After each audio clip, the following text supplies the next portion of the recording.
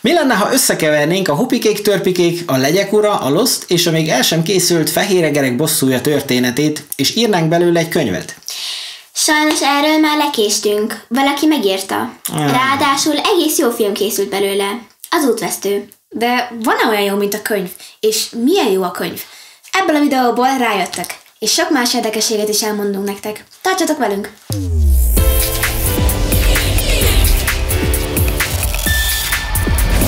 Sziasztok! Üdvözlünk benneteket ismét a Two Generations csatornáján, ahol a legjobb filmekről és könyvekről beszélünk két különböző generáció szemszögéből.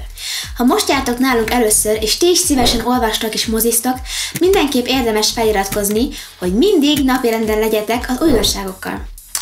A blogunkat pedig a Buy Me a Café per Two Generations oldalon találhatjátok meg további könyv- és filmkritikákkal. Ugyanitt lehetőség van a csatornánk támogatására is, a Twitteren és az Instagramon pedig a legfrissebb infók, filmes pletykák kiszivárogtatásán ügyködünk. Linkek az infoboxban, mint mindig. A szerzőről. James Smith Teschner, amerikai regényíró, 1972. november 26-án született a georgiai Austellben, többségében gyerekeknek és fiatal felnőtteknek szánt művekkel vált híressé. Legismertebb műve az Útvesztő sorozat, amely 5 kötetet foglal magába.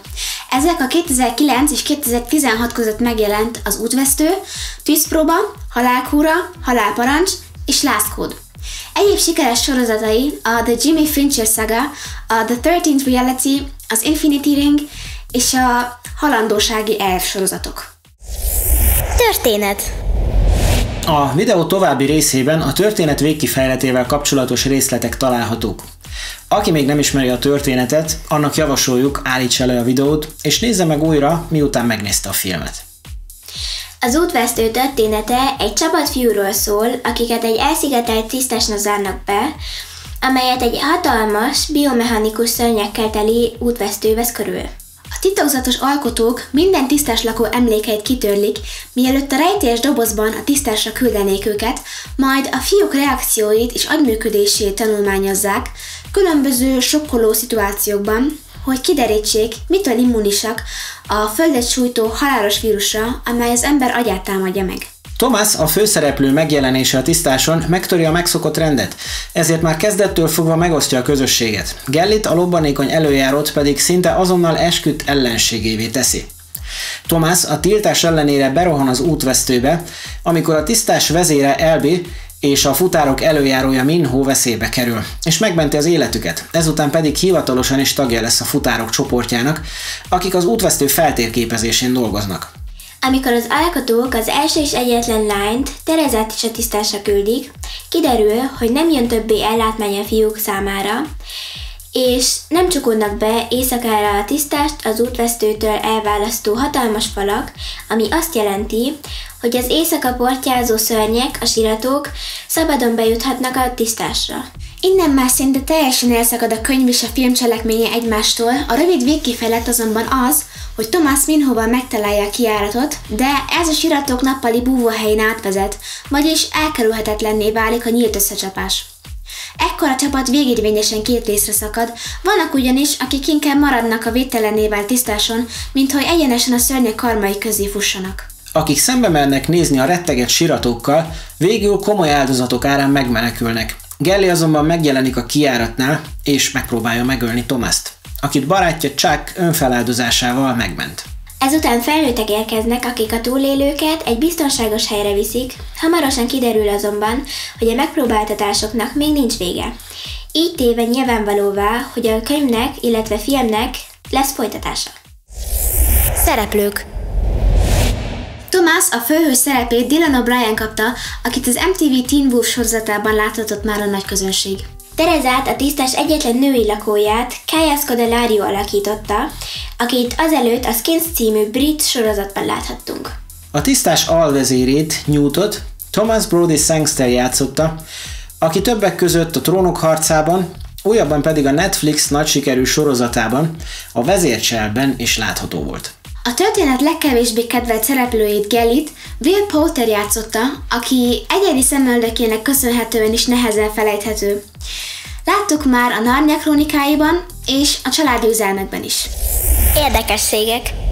A rendező Wes Paul a filmet a Legyek ura és a Lost keverékének nevezte, szorosan együtt dolgozott az író Deshnerrel, és állítása szerint a Jurassic Park volt a legnagyobb hatással az általa kreált hangulatra és képi világra. A film 34 millió dollárból készült, alig 42 forgatási napot igénybe véve, bevétele pedig majdnem 350 millió dollár volt. A forgatási helyszín egy hatalmas 80 hektáros farm egy elkerített 7,3 hektáros területén készült, nem messze New Orleans-től. A forgatás elkezdése előtt hivatásos kígyófogók tették a területet biztonságossá, akik 25 mérges kígyót fogtak be, köztük egy több mint 1,5 méteres csörgőkígyót. Dylan O'Brien kis híján kimaradt a filmből, mivel Ball először a Teen Wolfban használt haja miatt elutasította, szerinte túl MTV-s volt a frizurája a szerephez. Később, amikor meglátott róla egy fotót kopaszra nyíltan, megváltoztatta a véleményét. A színészek egy egyhetes túlélőtáborban vettek részt, hogy jobban felkészüljenek a szerepre, és különböző túlélési technikákat tanuljanak. Első éjszaka a forgatási helyszínen is aludtak, mit sem sejtve arról, hogy hány kígyó él is ott. Könyv versus film. Szilvi, mivel ez neked a kedvenc könyved, meg filmed, kezdte? Volt egy csomó különbség, ugye, a film és a könyv között? Akkor kezdjük Gelivel. Először is a filmben nem volt megszúrva, vagyis nem szúrták meg a siratok. Tehát az elején? Igen. És a könyvben volt legalább értelme, hogy jutott oda, amikor kijutottak. Igen. A legesleg végén. A filmben egyáltalán nem volt. Csak úgy ott elment és Igen. A könyvet elolvasva rájöttünk, hogy van értelme a befejezésnek, vagy lehetett volna értelme a befejezésnek, viszont a könyvben vagy a filmben ezt elhagyták egyszerűen. Ugye beszéltünk róla, hogy vannak dolgok, amiket nem lehet átvinni filmre, mert írásban működik, moziban nem működik, viszont itt nem erről volt szó. Hát működtetett volna. Tudni kell azt, hogy akit megszúrnak a siratok, az keresztül megy egy ilyen átváltozáson. Igen. Ami által visszatérnek az emlékeiből bizonyos részek, és Gelly átment ezen az átváltozáson a könyv szerint. Könyvbe, igen. Tehát őt már megszúrták a siratok. Tehát a filmben nem volt megszúrva senki még előtt, a könyvben viszont már csomóan átmentek ezen az átváltozáson. A könyvben mindig az ellátmánya jött az ellenszer fel, igen. A filmben pedig csak Tereza hozott 2 adag ellenszert összesen, tehát ott csak összesen 2 adag ellenszer volt, ami azt jelentette, hogy akit megszúrtak a siratok, az vagy magától meggyógyult, vagy meghalt. Igen. És így volt értelme, hogy Gelly miért utálja Thomas-t. Mert a könyvben azért utálta Thomas-t, mert ő már átváltozott, és az emlékeiben látta, hogy Thomas az alkotókkal együtt működött. Igen. És ezért utálta. A filmben meg csak úgy utálta, és a végén a befejezésnél pedig szintén volt értelme, mivel őt elvitték a siratok, mindjárt elmondjuk miért. És a filmben meg ő ment utánuk. Még a filmben a filmben ott volt nála a kulcs, de viszont honnan tudtak a kódot, amit meg kellett fejteniük, hogy át tudjanak menni ezen az ajtón, azt nem tudhatta. Ha csak nem volt ő is futár, ami nem volt. Abszolút nem volt logikus, igen. A filmben semmi értelme nem volt, egyszer csak ott termett, mintha azt, amit a többiek nagy nehezen megtudtak, meg rájöttek, azt ő egyből tudta volna valami miatt. Igen. És a siratókon is valahogy ő úgy átvergődött, hogy ugyan megszúrták, de nem ölték meg, mint a többieket. Igen. Thomas például a könyvbe rögtön emlékezett a nevére, a filmben pedig majd csak egy pici idő után. Tereza karaktere is teljesen másként viselkedett a filmben, mint a könyvben, ugye? Igen.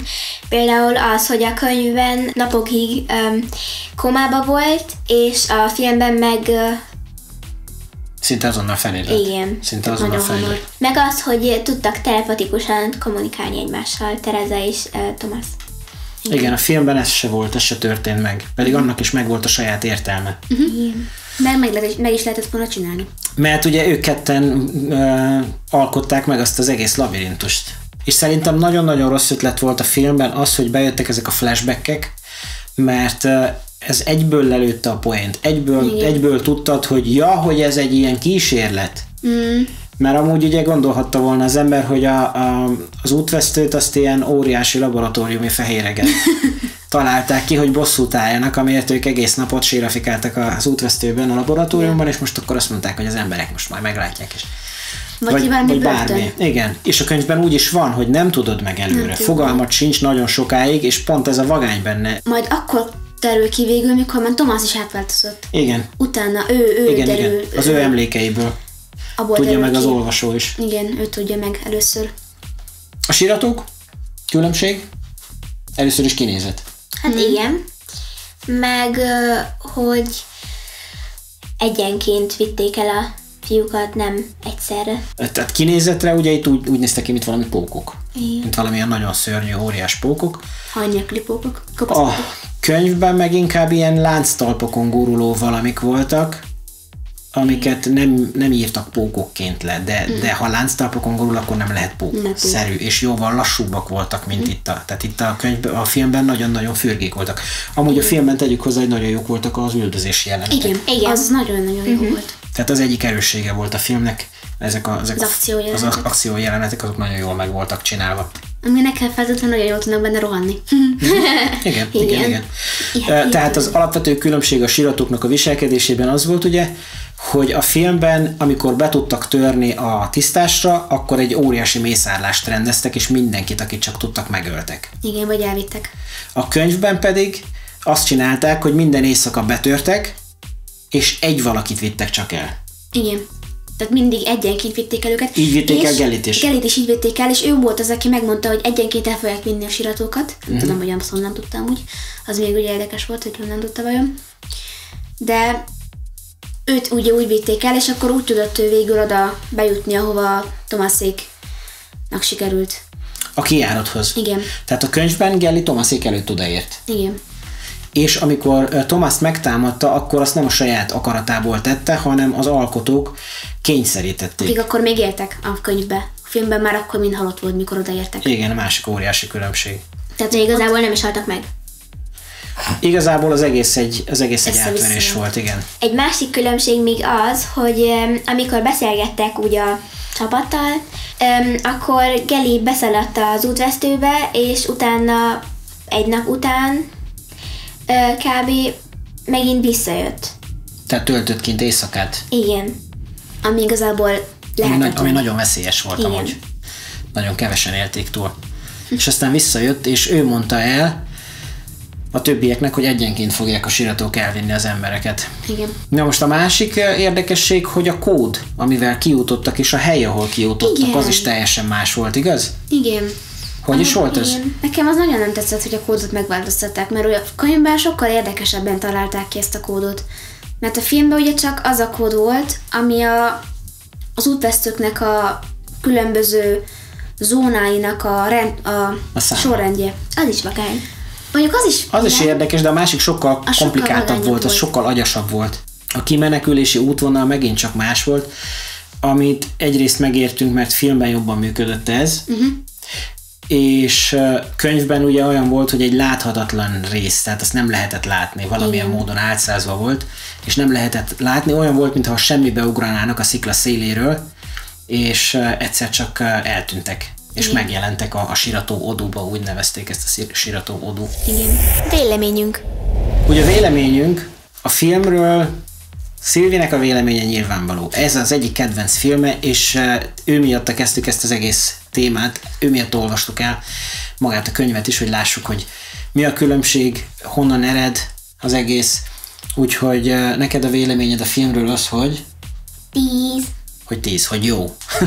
Nem értékelésnél vagyunk, de Szilvi már elárulta előre. Már azt adnám. Tehát nekünk a véleményünk a könyvről és a filmről, Nóri, te mit mondasz? Hát nekem tetszett. Mondjuk nem tudnám megmondani, hogy még tetszett jobban. Mind a kettő kb. Ugyanannyira tetszett. Egész jól csinálták az adaptációt szerintem. Tehát láttam már jóval rosszabb adaptációkat is. Az tény, igen, főleg az ilyen young adult fiction feldolgozások, azok nagyon hanyagul vannak megcsinálva nagyon sokszor. Igen. Szerencsére itt azért látszott, hogy itt komoly munka volt vele, bár a végét elszúrták. Igen. Will Poulter és Dylan O'Brien nagyon jó volt, szerintem. Tehát ők voltak azok, akik vitték voltak a filmet, és akiket teljesen elhittem elejétől végéig. Nagyon-nagyon jók voltak az akciójelenetek benne. Nagyon tetszett a filmben az, hogy voltak olyan részek az Útvesztőben, amik a könyvben nem is voltak benne, ugye például az a penge rész. Az nagyon vagány volt. És ott volt az egyik legjobb akciójelenet is abban a penge részben. Az akciójelenetek azok kitűnően jók voltak. Ahogy felcsapódtak falak, ahogy változott az útvesztő, és ahogy beugrottak ilyen összecsukódó falak közzé, hogy majdnem összelapította őket, tehát sokszor az ember a lélegzetét visszafolytva figyelte ezeket az akciójeleneteket, azok nagyon, de nagyon jól meg voltak oldva, tehát az mindenképpen dicséretet érdemel, és mondom, a két főszereplő meg szintén, valamint Thomas Brodie Sangster, aki amúgy azt mondta, amikor a Trónok harcából legelőször bekerült a Maze Runnernek a szettjébe, hogy hát jó, de miért nem építenek a fiúk egy létrát? Végül is igen. És tényleg, miért is nem? Ott volt a rengeteg faanyag, tehát csak annyit kellett volna csináljanak, hogy építsenek egy létrát, és kimásznak a tetejére, az útvesztőnek, és szétnéznek. És hogy honnan gondoltunk mi a hupikék-törpikékre, azt is eláruljuk. Honnan is? Onnan, hogy a hupikék-törpikékben is egy csomó fiú van, és csak egy lány. Igen. De tényleg ott egy kicsit durvábban van. Igen, tehát egy csomó fiú közé betettek egy lányt. Érdekes módon ezek a fiúk nagyon jól viselkedtek, ahhoz képest, hogy ugye 3 év óta nem láttak nőt. Nekem 3 kedvenc karakterem van. És pedig? Hát egyszer Tomás, egyszer Newt, és Minho. Neked? Nekem Minho kedvencem. Newt is. Minhónak a frizurája volt nagyon érdekes, ilyen Igen. stylist frizurája volt, ahhoz képest, hogy 3 éve ugye nem látott fodrászt. Tehát igen, tehát itt a szélei le voltak szépen nyírva egyenesen, a haja fel volt ahhoz fésülve. képest elég komoly stílusos frizurája volt. Igen. Meg az is fura volt, hogy egész nap szaladt, és akkor igazából összeborzolódott volna a haja, de nem. Még mindig tart, a frizura még mindig tart. Ja. Tehát én, ahogy már mondtam nekem, Dylan O'Brien és Will Poulter voltak azok, akik miatt érdemes volt megnézni ezt a filmet.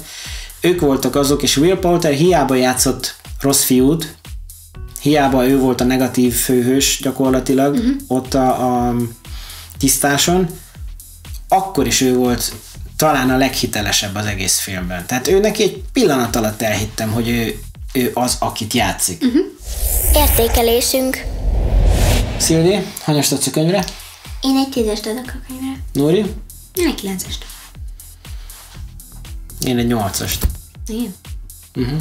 Tehát akkor átlagunk 9. Nekem a könyvben nem tetszett, hogy túl voltak írva a dialógusok mellett az ilyen kísérő szövegek.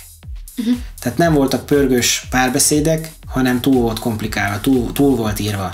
Szerintem egy kicsit. Lehet, hogy most a történet nagyon jó volt. Lívárdogó után, mert ugye neki az volt, hogy párbeszéd, és akkor most kicsit kevesebb párbeszéd volt, akkor feltűnt. Nem is a kevesebb párbeszéd, hanem a módja, ahogy megcsinálták, az nem volt, nekem annyira nem jött be. De a történet mindenképpen jó volt, és a könyv szerintem jobb volt, mint a film. Történetileg. Történet szempontjából. Jó, film? Hát, Mihály 10. 10. Nóri? 8. Szóval én akkor 7-est adok a filmre, igen. A végét elszúrták. Nagyon sok minden nagyon jó volt benne, és érdemes megnézni. Tehát mindenképp jó film. De annyira elszúrták a végét, hogy az dühítő. Igen. Köszönjük, hogy ma is velünk tartottatok. Ha tetszett a videó, nyomjatok egy lájkot, ha pedig még nem iratkoztatok fel a csatornánkra, most megtehetitek. Valamint kövessetek be minket Buy Me a Coffee-n, Instagramon és Twitteren.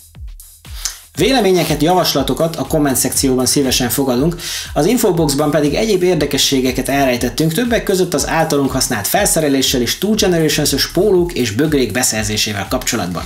Köszönjük az eddigi töretlen figyelmet, megosztásokat, hozzászólásokat és egyéb támogatást. Igyekszünk mindezt úgy viszonozni, hogy a lehető legjobb minőségű és leghitelesebb tartalmakat töltsük fel erre a csatornára. Üdv mindenkinek, legyetek jók! Sziasztok!